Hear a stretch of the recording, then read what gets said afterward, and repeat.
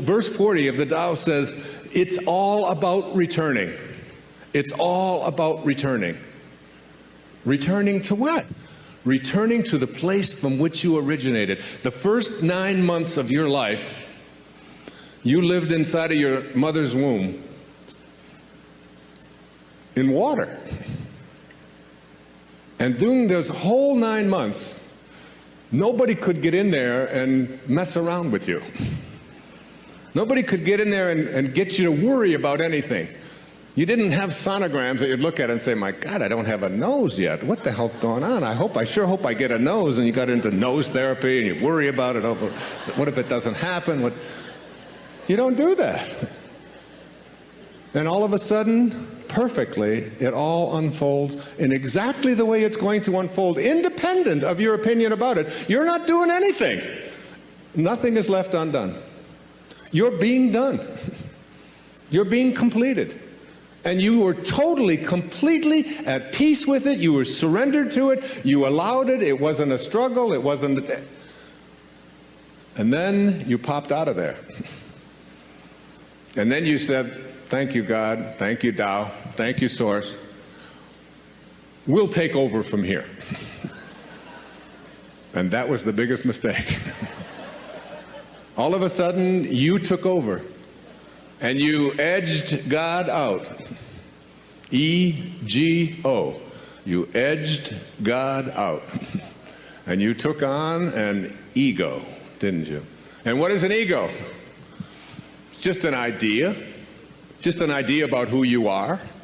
Instead of being a piece of God, a piece of the Source, you decided, and those around you decided, that you were something different. And if you studied quantum physics, and you took the tiny little particle that began you, and you tried to find out where it came from and reduced it down to its tiniest subatomic properties, ultimately you would discover what Lao Tzu knew, that it's the spirit that gives life, that you didn't come from a particle, that particles do not create particles, particles do not come from particles.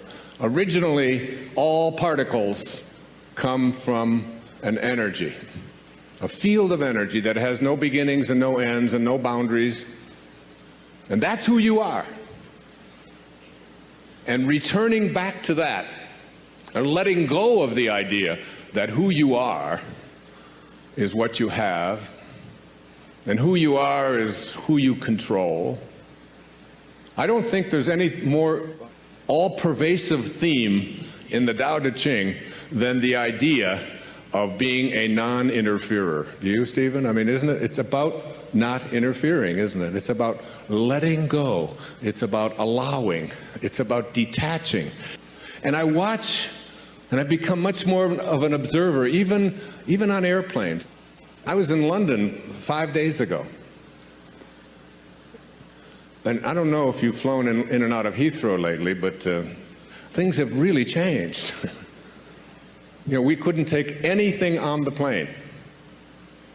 The terrorists, whoever they are selling fear, and we respond with more fear. Every time you use force, you create a counterforce, and then another counterforce, and before you know, and the Tao teaches us all. I mean, one of the great lessons in the Tao is that any country that has its primary resources and its energy placed on building weapons is not of the Tao. And those countries that have their consciousness located in the Tao put their energy into tractors and building homes and growing food, not building weapons.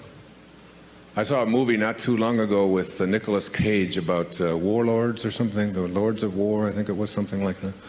One of those alarming things about how much energy we are in the world creating, energy to destroy ourselves, that we have literally created from our consciousness enough weaponry on this planet to eliminate all life within just a few moments. It's all there. It's all there for us. We've allowed ourselves to move so far away from the great teachings of the great spiritual masters. And we believe that we're a Christian nation or that we're a spiritual nation when we find ourselves having moved away from these simple principles and then getting upset with other people because we can have these kind of weapons, but they can't, and we don't look hard enough at ourselves and all the ways that we have deflected ourselves from the greatest teachings of all of the great spiritual masters. That those who understand the way understand that we show up here from an invisible source, and our whole objective in being here is to return to it. It's a return trip. And constantly I call this the state of God realization. That it's within each and every one of us. If we decide that we're going to make this return trip and live a God-realized life, this idea of a God or a source or a spirit or an intelligence that is not something that is external to you, but that in fact is you, is the source of all of us. In the Tao, they call this the world of the 10,000 things. And the 10,000 things is just the ultimate number to represent everything that is in the material world. So that everything that originates in the world of source, in the world of non-being, all being comes from that place.